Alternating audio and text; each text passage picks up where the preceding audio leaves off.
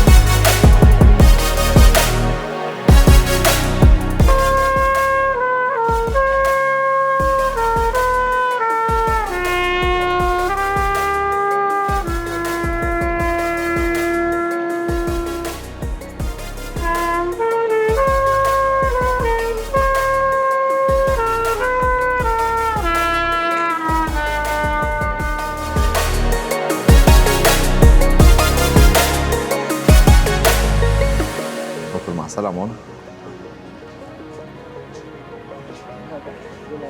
واو.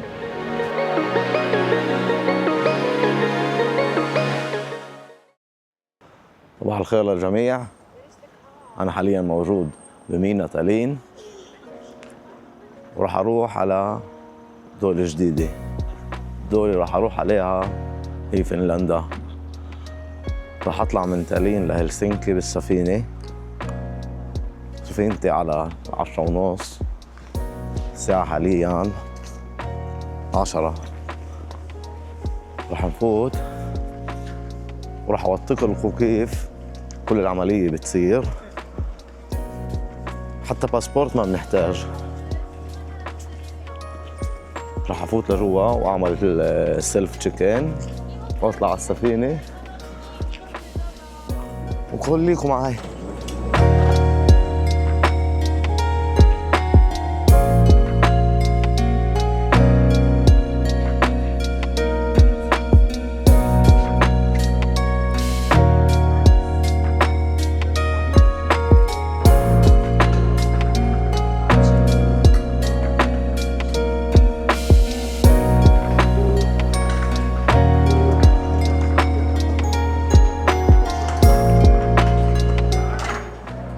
هيك أنا أخذت 2 تيكتس، واحد للذهاب واحد للرجعة. يلا بنشوفكم على السفينة.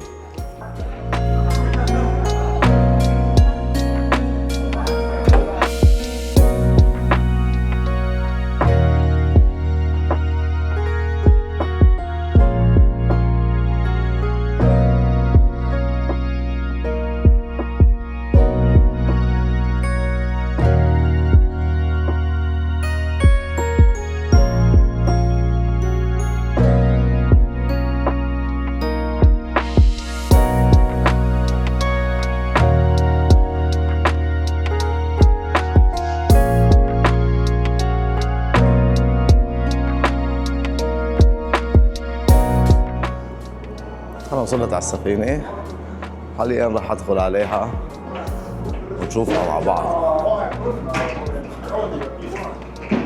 Morning.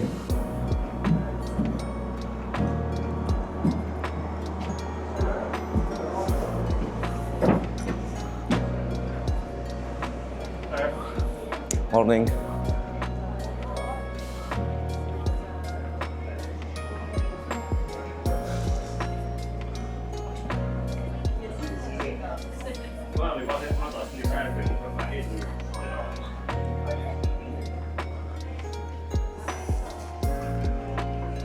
هيك أنا وصلت على السفينة، حتى الباسبورت ما احتجتوش. تعمل الحجز. أنا عملت الحجز عن طريق تطبيق Get Your Guide، وبعطيني بوكينج كود، وعلى الماشين هناك بنحط الكود أو نعمل له سكان، خلاص باخد التيكت.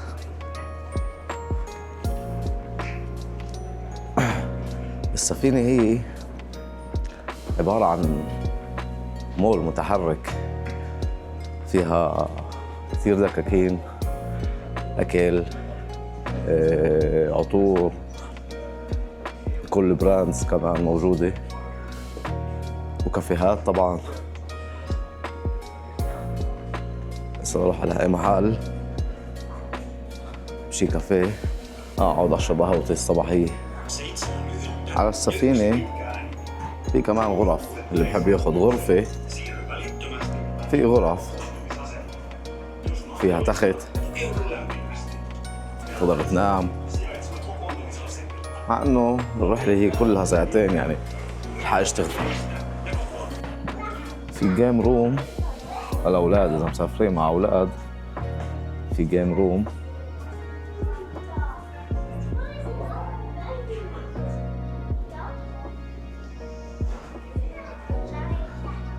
كمان، في فيديو جيم.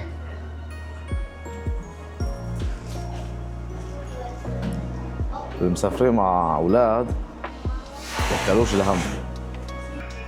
لقطات من داخل السفينة، في مكان هيك اللي بحب يستلقي يركب حس حاله راكب بباص، بس في اللي بحبوا الكازينو، في كازينو على السفينة، في زي بار هون، في هيك مقعد، حرفياً في كل شيء على السفينة.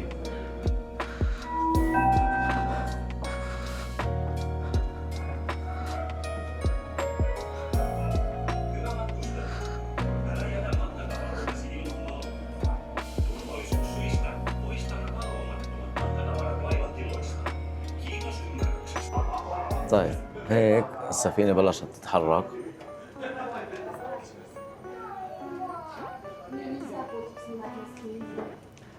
تجربة التنقل من تالين لهلسنكي بالسفينة هي تجربة بحد ذاتها، يعني مش بس وسيلة نقل.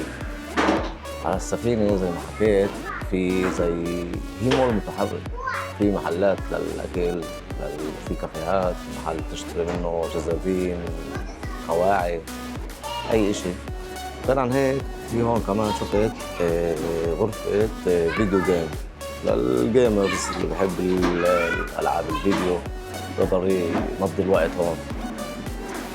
الرحلة هي عبارة عن 80 كيلومتر بحري اللي هن ساعتين سفر. خلال هالساعتين كل واحد بيقضيهم كيف بحب.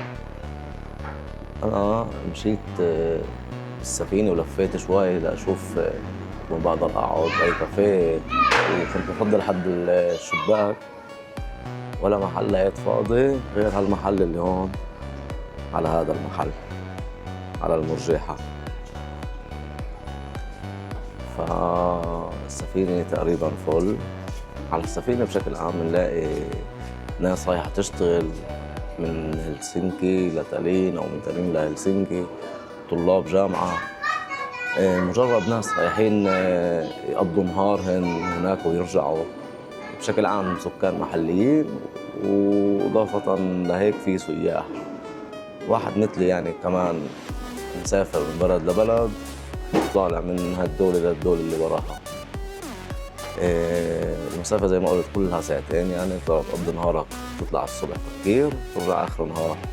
في عندك إمكانية تنام ليلة بهلسنكي ليلتين قد ما بدك، أو تاخد وان واي تيكت وترجع وانت بدك. تقدر تاخد وان واي تيكت وتكمل على دولة ثالثة دولة رابعة. حالياً أنا بعد مش شارب قهوتي لأنه بس لسه لقيت هالمحل، راح أجيب قهوتي وأقعد أشربها لبين ما نوصل.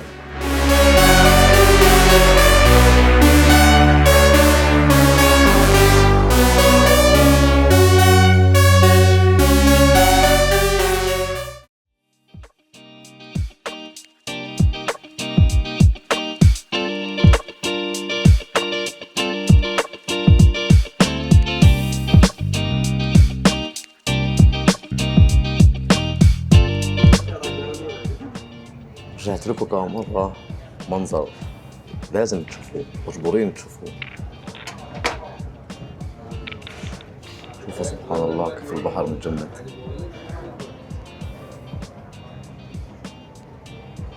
أنا ما كنتش منتبه، أنا قاعد حاطط الإيربود وعم بسمع أغاني، فجأة بطلع البحر متجمد.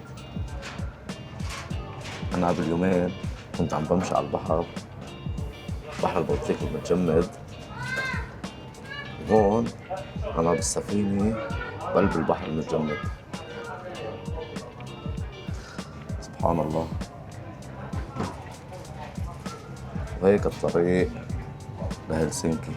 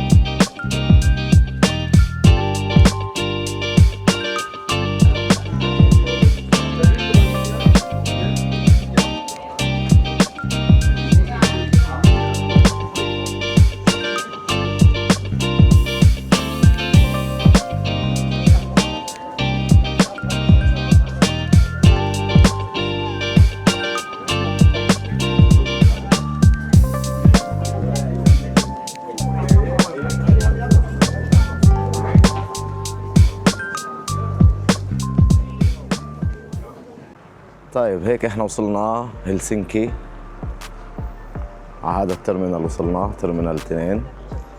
حاليا احنا موجودين حاليا هون على هذا البورت، فيها عدة بورتس هون، في هون كمان واحد وهون كمان واحد.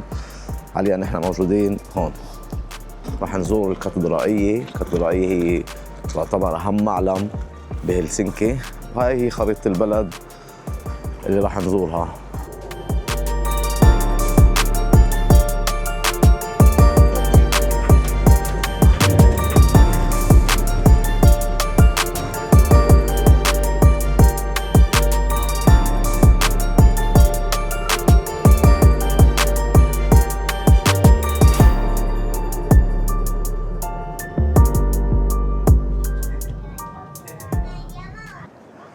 وهيك أنا صرت بوسط البلد بقلب المدينة القديمة.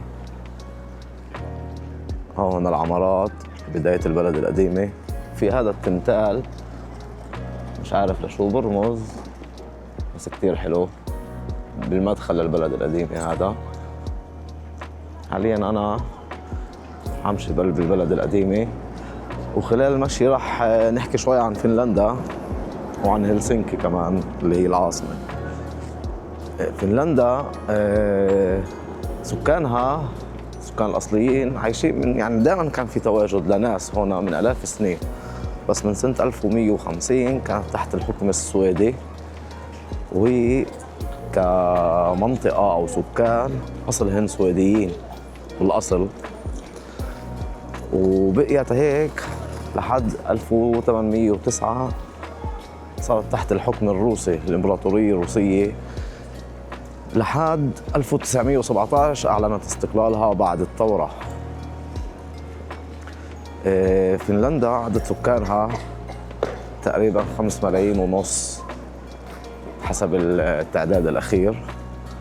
بهلسنكي العاصمة بسكن 650 ألف شخص، وضواحيها أغلب السكان بسكنوا بالجنوب لأنه الشمال كتير سقعة وصعب العيشة هناك، فكله بسكن حوالي هلسنكي بالمدن القريبة منها.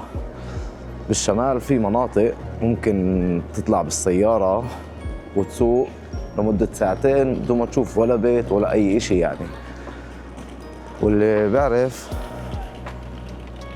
فنلندا واحدة من الدول اللي مقصودة كتير سياحياً بالشتاء، مع إنه البرد فيها كتير قاسي، بس مع هيك هي وجهة سياحية كتير قوية، خاصة الشمال منطقة لابلاند.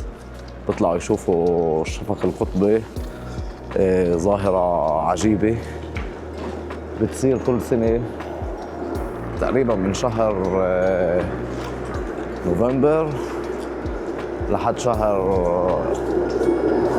فبراير او مارس، مش متاكد.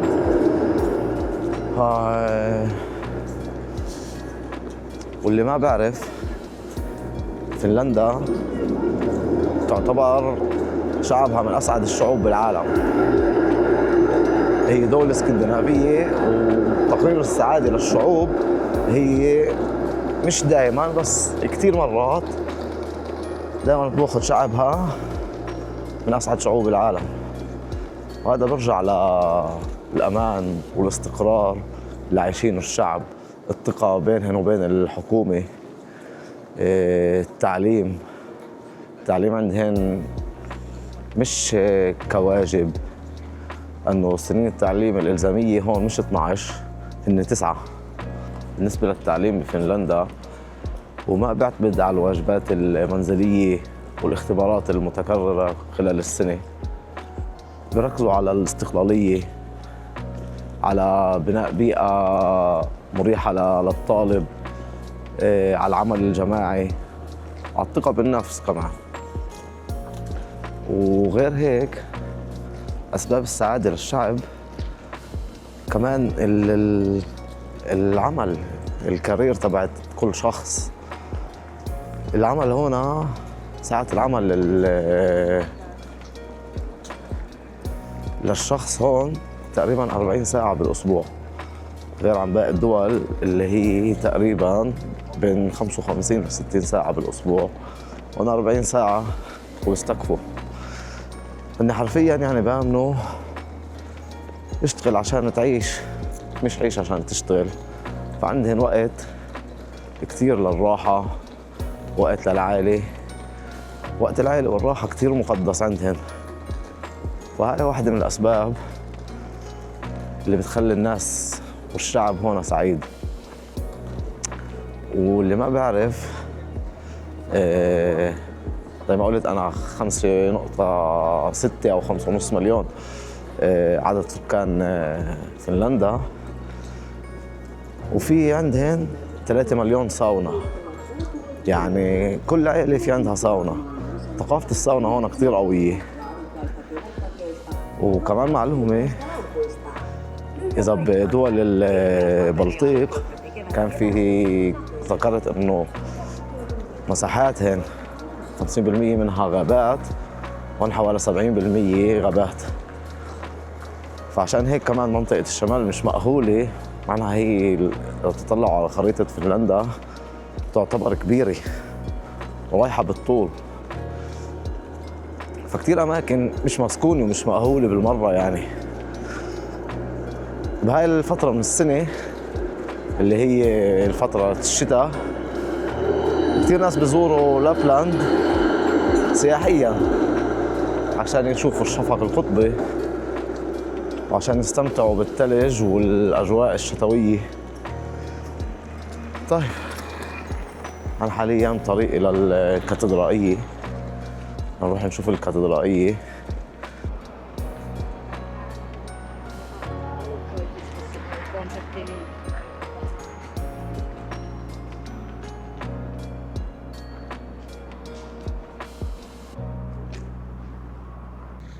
حالياً أنا وصلت الكاتدرائية، كاتدرائية القديس نيكولاس.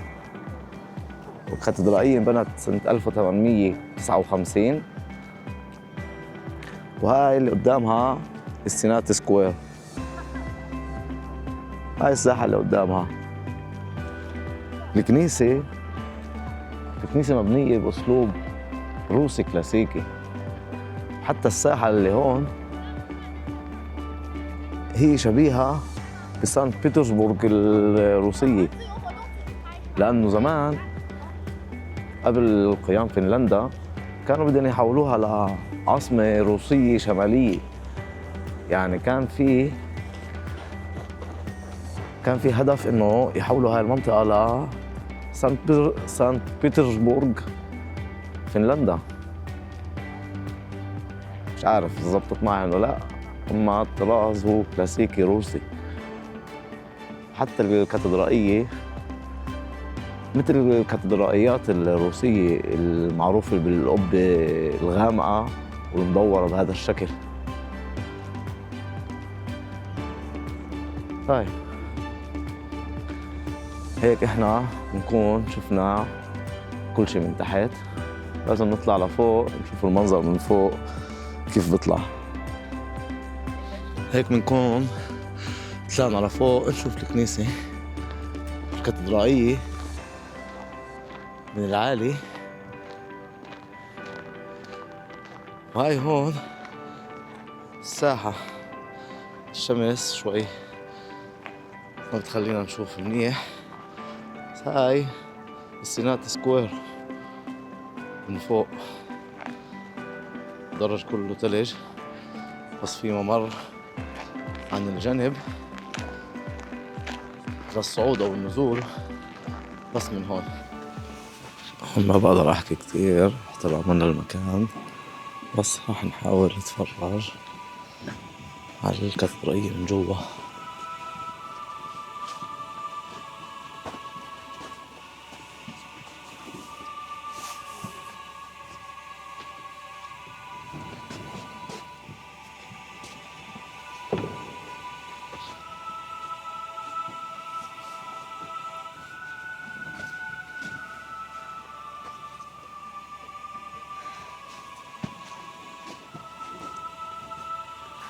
قبل ما نطلع راح ندوي جمعة لسلام العالم.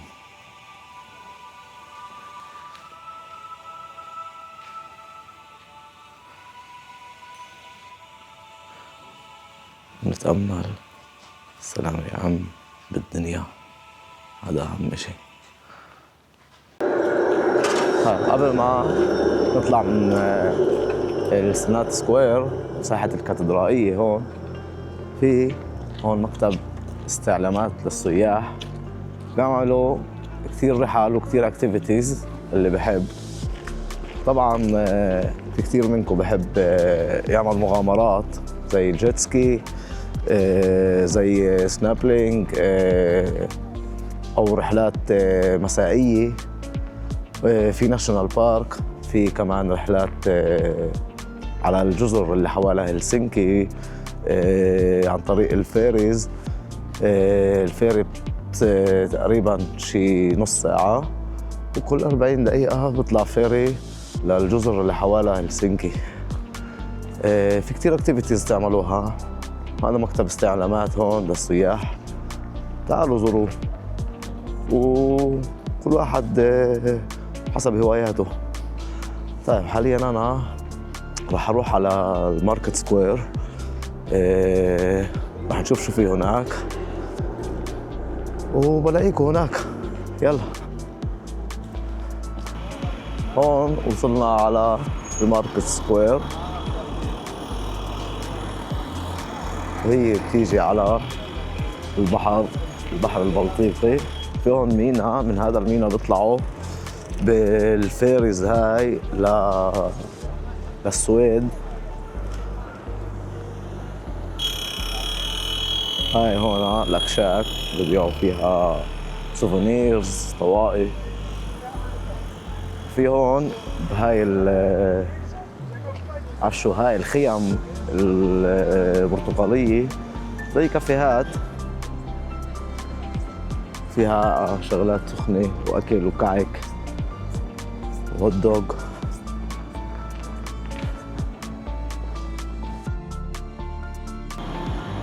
هذا هون السوق القديم.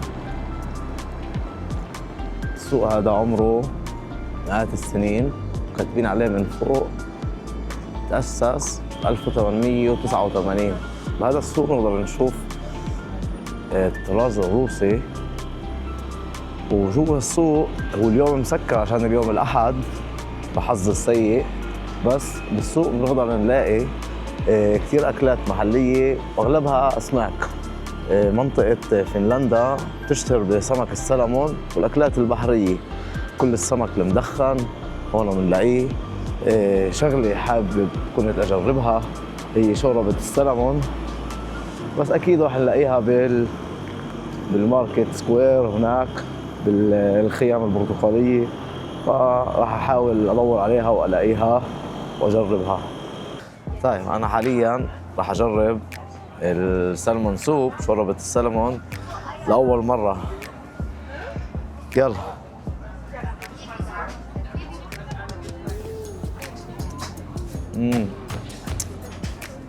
أكل مع سلمون. واو كتير طيبة، بس مش سخنة كفاية.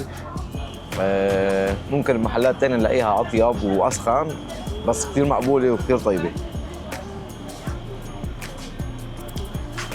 واو واو. هيك بنكون وصلنا لنهاية الفيديو. بتمنى محتواه عجبكم. إذا عجبكم اعملوا لايك، سبسكرايب، استنوني في فيديوهات تانية.